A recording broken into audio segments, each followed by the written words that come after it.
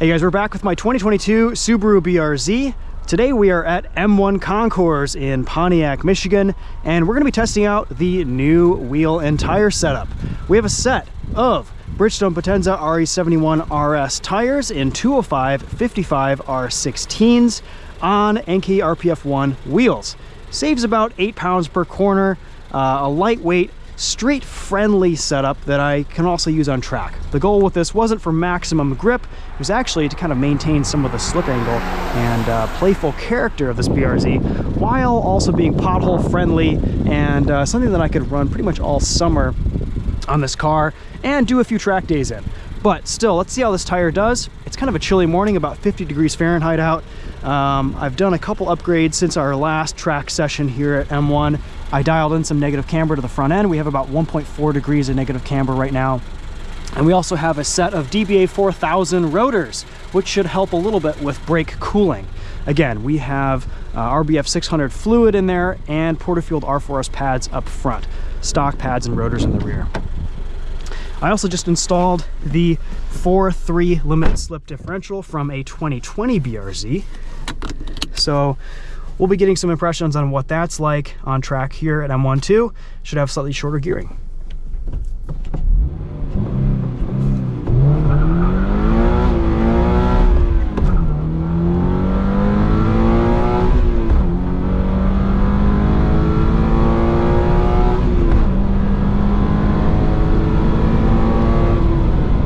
There's 95 miles an hour. It's a very accurate car to drive now.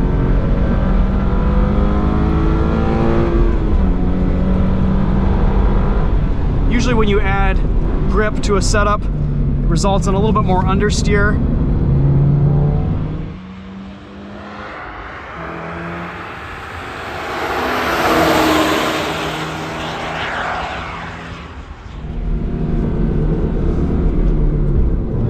And of course, we're not getting the slip angle that we do on the stock tires, where we're basically just drifting everywhere.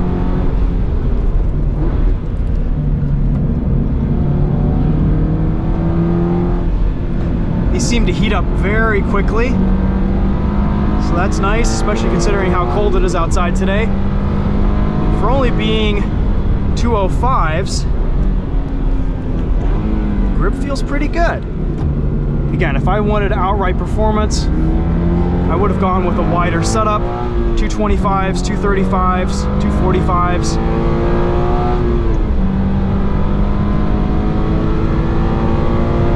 Power feels pretty nice until the engine gets hot and we start to heat soak. Nice steering feel. I have a really good idea of what the front tires are doing when we're approaching those higher grip limits. I've got to admit though, even with this shorter final drive, the power level here on track just isn't quite, it's still not quite enough, especially once things start to get hot. It's so much better than the old car, and the shorter final drive definitely helps, but this is still a momentum car.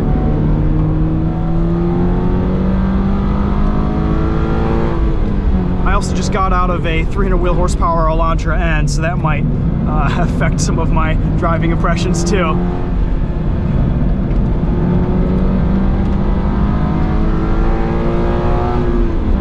Still really nicely balanced.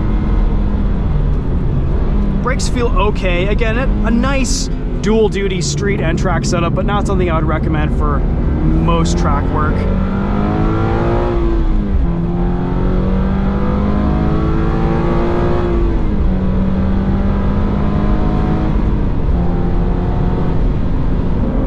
This is kind of one of the last track events I'll be doing this year.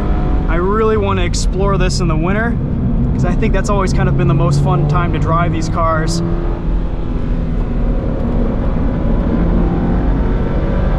Track driving was never particularly a goal with this car, but on this setup, it does a pretty darn good job while still being really street friendly.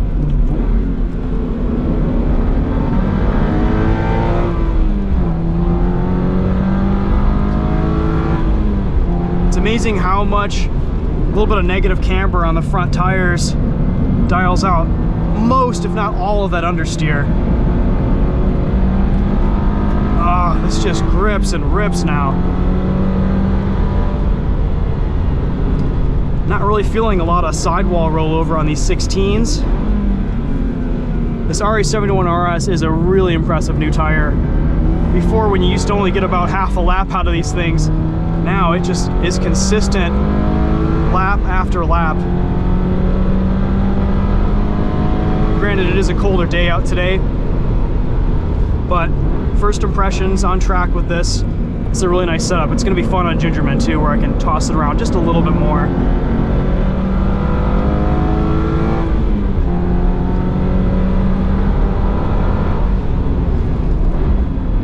Brakes seem to be doing okay too.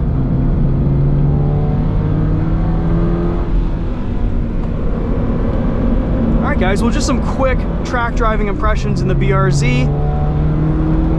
Still really enjoying this car, but it was not a goal of mine to make this a track car, and the setup, I think, reflects that.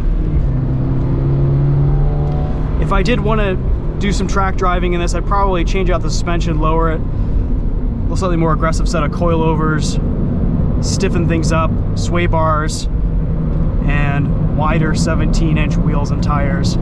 Try to fit some 245s under here. But I think track duty is going to go to another car here coming into the garage soon. So that opens me up to have some fun in the winter and maybe the dirt in this BRZ. I've kind of wanted to get back into rallycross for a while, and this might be the car to do it in. All right, we'll leave you guys on that note. Thanks for watching. Big thanks to M1 Concours for letting me come out here at Champion Motor Speedway and film some videos today. Also check out our Hyundai Elantra N video where we test out a time attack prepped Elantra N. And gosh, that thing just blew me away. It is so good to drive on track. If you're looking for a track car right out of the box, Elantra N, that's the ticket. I'd take one of those over the BRZ if I were doing time attack track days. Needed a good daily that is just practical, reliable. They seem to have minimal issues when pushed hard. If you want rear-wheel drive though, and you want a sports car, the BRZ is a great option. But it needs some work, it needs some massaging to make fun and enjoyable and capable on track, because in stock form it gets a little hot, the brakes aren't up to par, and suspension's pretty good actually with a little bit of an alignment. I'd be pretty happy with the suspension setup on this. And the BRZ, you got to remember, is also the softer car. GR86 is going to have much better track oriented suspension from the factory just because it's a little bit stiffer, a little bit more neutral. Okay, that's it for this one. Thanks for watching, guys. We'll see you in the next video. Take care.